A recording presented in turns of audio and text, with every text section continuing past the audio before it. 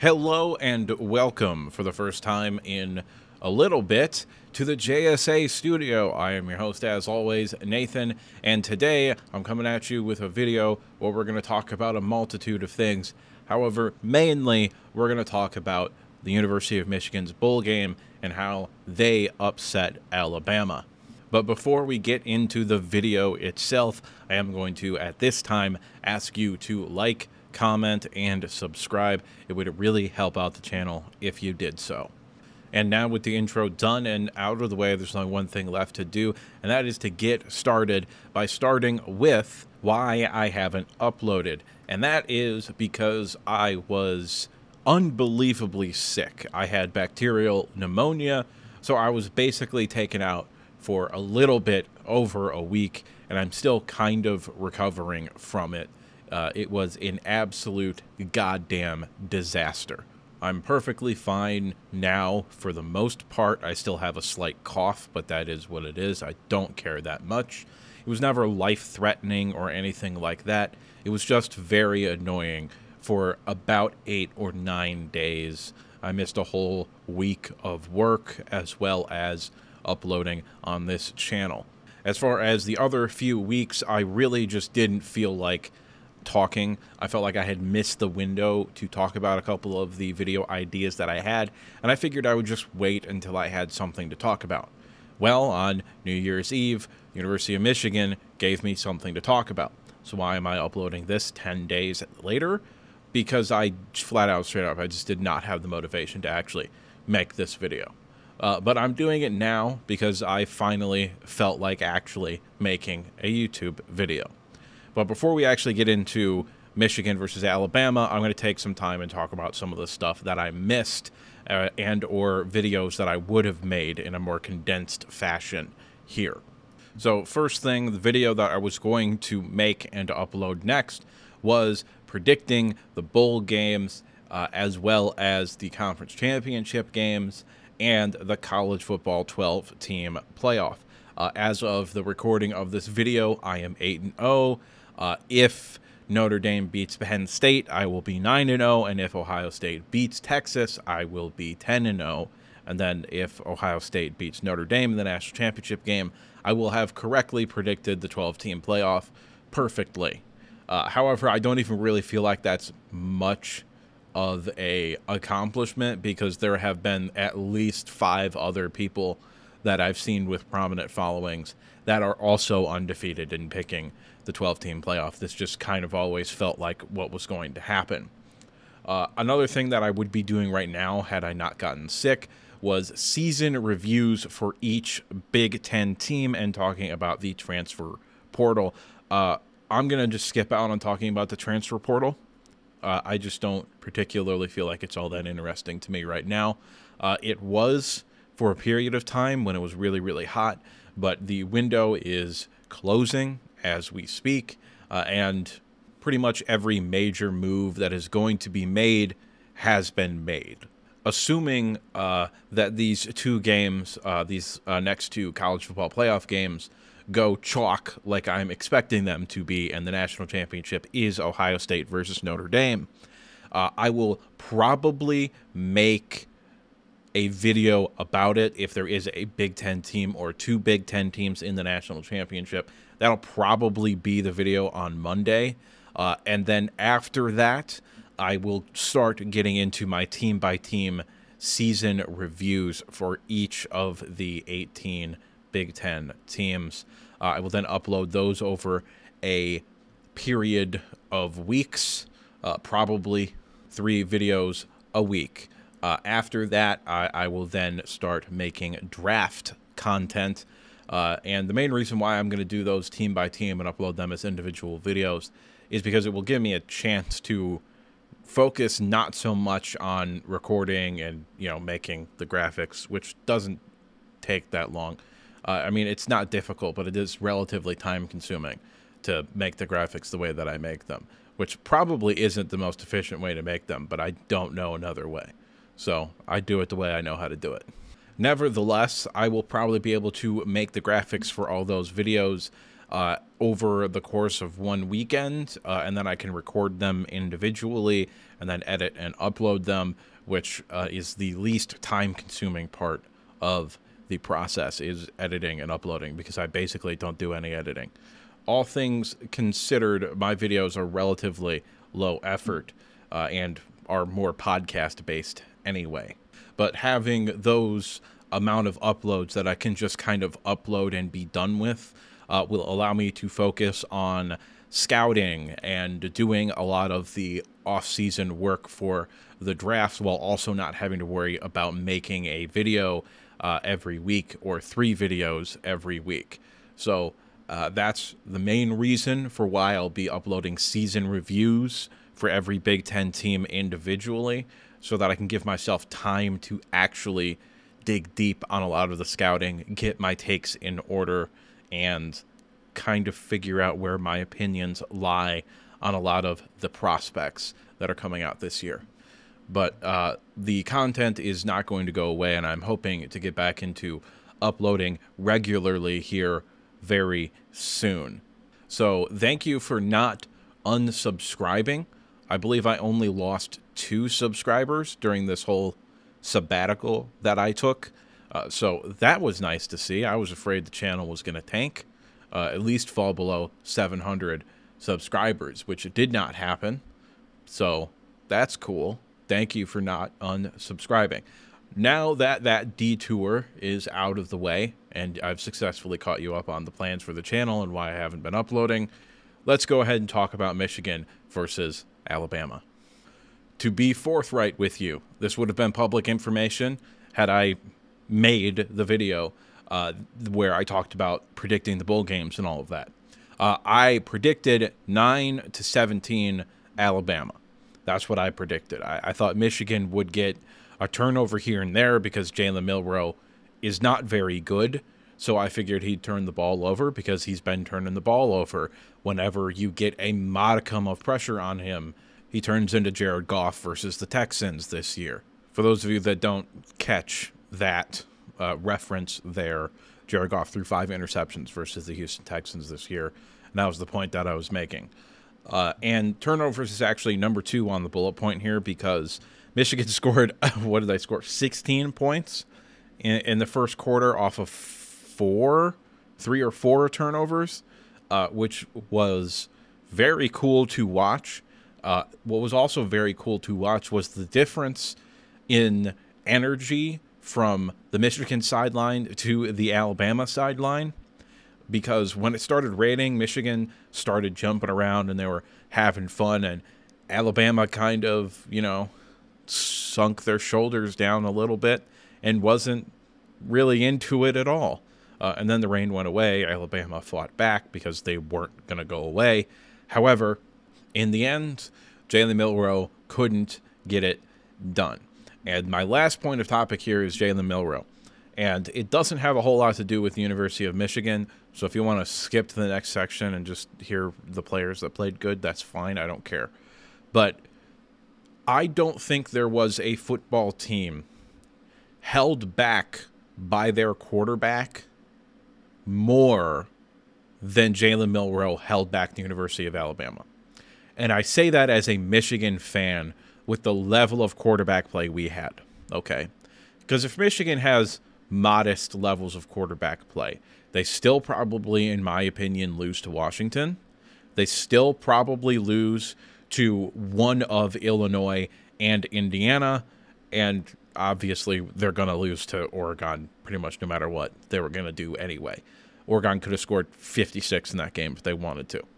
Okay, so I think they might have had 1 or 2 more wins at most. However, if Alabama has average or at least consistent quarterback play, of which Jalen Milroe was neither when it came to throwing the football, they are probably still playing football right now.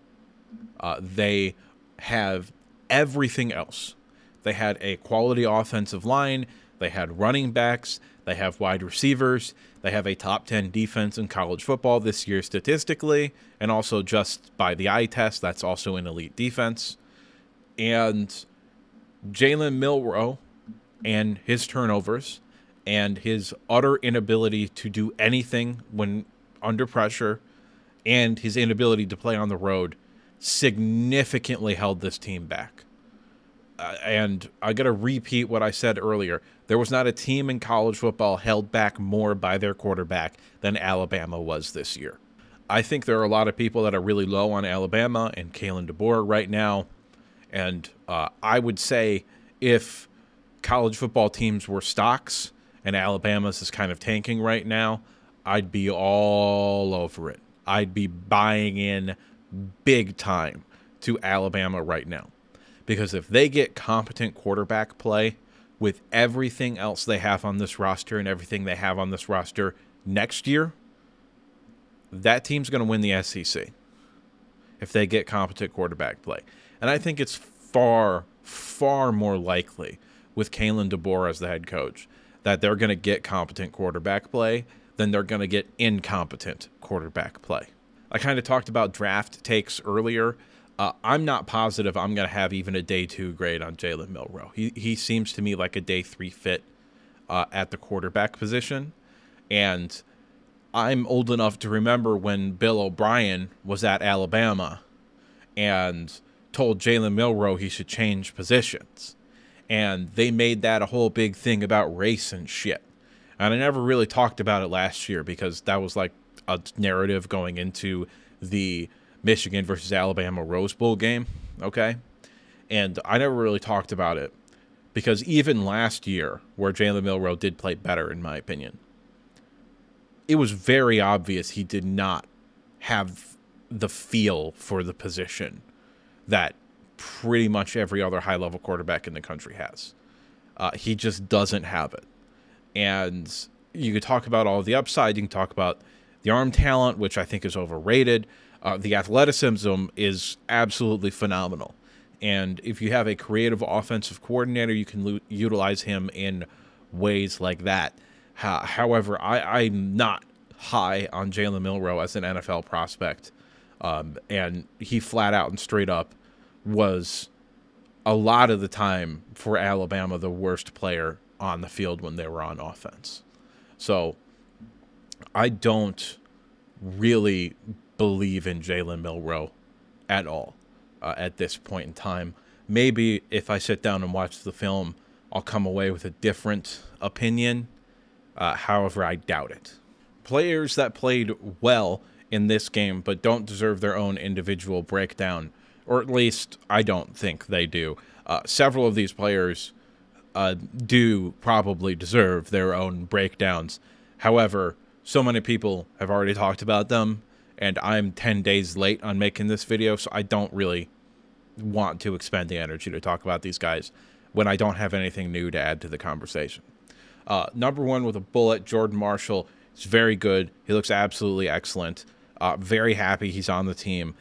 He's looks like RB1 by a mile. I think Justice Hayes, who's an Alabama transfer, ironically, is going to come in and play very well in a running back 2 sort of role. However, Jordan Marshall is the guy at the position for the next 2 years, assuming that he doesn't then come back for like a senior year or potentially a year after that even, which I don't know if that would be likely or unlikely at this point in time. Everyone's already highlighted Jordan Marshall. You can go listen to them if you want to hear a more in-depth conversation there. Derek Moore looks like he kind of put it together a little bit. Derek Moore has always been someone I've said multiple times, basically every time I've talked about Derek Moore, I've mentioned that I think he is a first-round type of talent at the edge rusher position. However, he wasn't going to get there this year. He would needed that next year, and he's going to come back, or at least at this point when I'm making this video, he says he's coming back. So I think Derek Moore is prime for a breakout. I think he might end up in even the top 10 pick conversation if he plays the way that I believe he's going to play next year. TJ Guy, I think, is going to be someone that's going to end up with like a day 2 kind of grade for me after next season. I think he's going to be very, very good. Eno Etta, he is someone that I was not as impressed with as a lot of other people talking about Michigan football was. He looks like a solid contributing depth piece at the 3 technique position. However, I really don't understand why people are coming out and saying that he like dominated the game and played really, really well, because he didn't do that. He just didn't do that. He doesn't have a great anchor right now in the run game. However, this is absolutely someone that has an unbelievable amount of upside, and that's evident even from the film in this game, where I don't particularly think he played very well.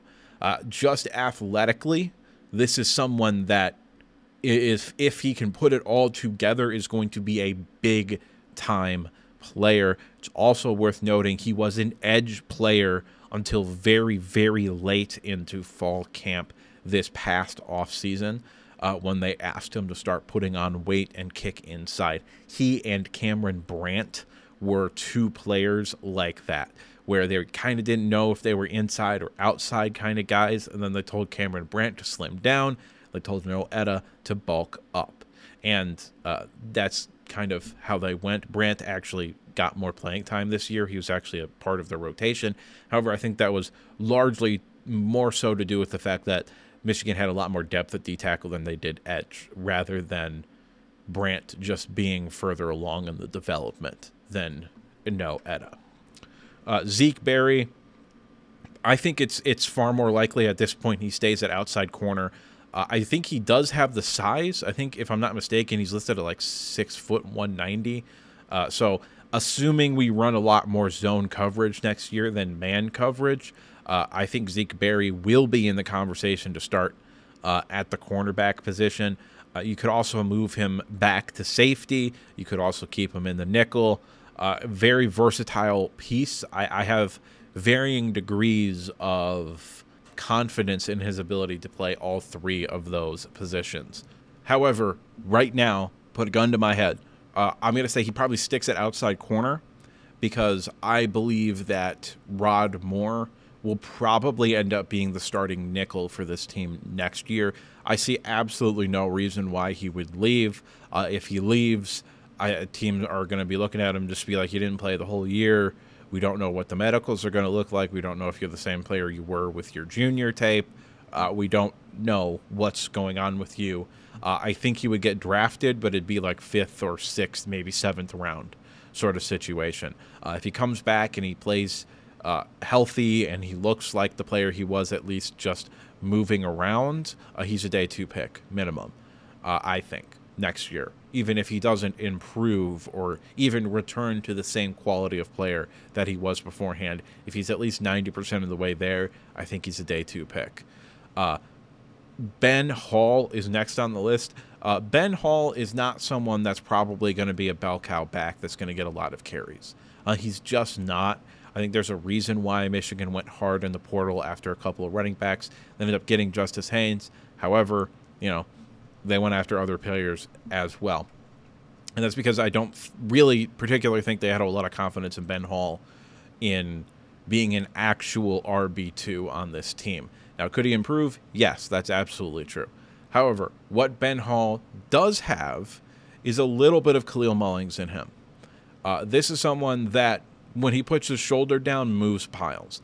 And as a short yardage back, I think he will have a role on this team next year. I really do. And then lastly, Rayshon Benny. Again, a lot of people have already talked about him. He's going to be the starting 3 technique. I think if he came out this year, he'd probably be an early day 3 pick. I think middle to late 4th round, at the very least early 5th round. If he comes back and plays as well as he did this year, but with starter snaps, I think he's probably going to end up in the day 2 pick conversation. Very, very good football player. Now, unfortunately, I couldn't get a picture of Andrew Sprague. I think is how you say his name. I could be saying it wrong. I don't know. So this is just what the graphic is going to look like. I thought he looked really, really, really good at right tackle. I thought he looked like he belonged for the most part athletically on the field. Did he make some mistakes? Yes, especially earlier in the game. I think there were some nerves. However, he, in all honesty, made me think we might have our starting offensive tackles on the roster for next season already. I think he played that well to the point where if he ended up being the starting right tackle day one next year, I would be thrilled necessary, but I wouldn't be worried about it either. This is someone that is very, very young. I think he's going to put on weight this offseason as well. I think if he can settle down, get another year in the system, we end up actually hiring an actual offensive line coach under the guise of being an analyst. So that is something I'm very excited about. So that's cool. But I think right now, with the amount of offensive tackle prospects that are off the board in terms of the portal and stuff like that, Andrew Sprague right now has got a pretty good shot to just end up being the starting right tackle. And as far as guards and other positions go, I think there's pretty obvious choices as well as far as those positions. Didn't really want to turn this into a conversation about our starting offensive line next year. However, we're going to stay on that track here by talking about Evan Link. And the narrative around Evan Link, I think, is pretty clear. He was bad early on in the season. Really, really, really bad. So bad, Sharon Moore, who struggled to make any changes early on in the season, had to bench him because he was so fucking awful at right tackle. Now, unfortunately, Andrew Gentry tore his ACL, and they had to put Evan Link back out there. However, after getting benched and coming back, Evan Link wasn't a liability. He was just bad. And he was kind of just bad for a couple of games. And then we had that second bye week before the Northwestern game. And he came out against Northwestern and played fantastic. And he played very, very well against Ohio State. And then we get to the bowl game against Alabama. And they switch him back to his more natural left tackle position. And he looked so much better. He looked so much better and so much more comfortable at left tackle than right tackle. And it's going to be very good for him, hypothetically, talking in the future potentially as an NFL type of guy, which if you're a starting offensive lineman at Michigan, pretty solid chance you're going to get looked at by the NFL guys. Having tape at right tackle is going to help him phenomenally, and spending a whole season there is going to be a big bonus for him in the NFL draft. He is also a candidate potentially to kick inside at left tackle if they, or at left guard rather, if they find someone else at left tackle. However, I think he's got the profile to stay at left tackle. I think the arms are long enough. I think he's got enough athleticism, although I wouldn't quantify him as a great athlete. And the last 3 games of this year, Northwestern, Ohio State, and Alabama, he proved to me that he should be on the team and probably a starting offensive lineman as well. As I said with Andrew Sprague, I think there's a very, very real possibility that versus Alabama, that was just our starting offensive tackles next year. We brought in one transfer who I don't remember from, I think, an FCS school at the offensive line position. He's probably someone that's going to need a year to develop before actually coming in and playing. He's also someone who I think might kick inside at guard. We also got a guard from Ferris State to transfer, a 3-time national championship guard at that, too. He, I think, only has 1 more year of eligibility. I think there's actually a pretty good shot that he ends up starting. But all things considered here, and getting back to the topic at hand, Evan Link has improved dramatically from beginning of season to end of season. And you don't see players that improve that quickly over the course of a season. They don't usually regress, in my opinion at least. So I think there's a very real possibility that that's just your starting offensive tackle next year. And I think he's probably going to be pretty good too. Is he going to be good as Miles Hinton? I don't know, because I'm actually really high on Miles Hinton. I think he's been fantastic for this team. So I don't know, you know, it's give or take there, but this is someone that I would have confidence in at the left tackle position if he ends up being the starter next year. Up next, Brandyn Hillman. This is your starting strong safety Makari Page role for next season. And you can tell just by the way this kid moves on the football field and the way that he tackles and the way that he blitzes that this is a big-time player. This is someone that has day 2, maybe even day 1 upside at the safety position. This is someone that I'm really, really high on. He flashed at times this season. However, Michigan had a lot of experience at the safety group, and he also made a lot of young player type of mistakes. He blew some coverages, missed some tackles, went for big hits when he didn't need to go for big hits.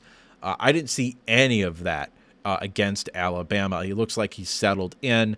I think you can slot him in at the strong safety position next year, and you're all set. This, I think, is someone who's going to be absolutely fantastic for this team. All in all, throughout the whole season even, I thought he played really, really well. But all things considered, I understand why he didn't get on the field more. Makari Page and other players were ahead of him. Well, they're not here anymore. So I would be shocked if he didn't end up being the starting strong safety. I understand that we brought in Metcalf, transfer from Arkansas. However, even then, I think there's a strong possibility that Brandyn Hillman is just going to end up starting anyway. I'm not really sure if Metcalf is more of a free safety or a strong safety. I think he's more of a back safety or like a split safety in a cover 2 look, but I'm not positive if he's like a center field type of free safety. However, Michigan uses their safeties in all kinds of ways, so they could absolutely have Hillman and Metcalf on the field at the same time without really any sort of liabilities there. All in all, Brandyn Hillman is someone that I am very high on and very excited to see play in more of a defined role and more of a definitive role next season. My second to last player that I'm going to talk about is someone who played less than 10 snaps in the game. However, I came away very impressed. In those 7 snaps, according to PFF, Dominic Nichols flashed the fuck out of this field. Flashed like an old-timey 1890s camera. Flash. He flashed so much, I'm going to call his ass Barry Allen. This guy has everything you want from an edge rusher. Athletically, physically, you can look where his arms are, where the tips of his fingers are in this video. He's got long-ass arms. I would be astonished if Dominic Nichols isn't one of the top 4 edge rushers on this team by the end of next season.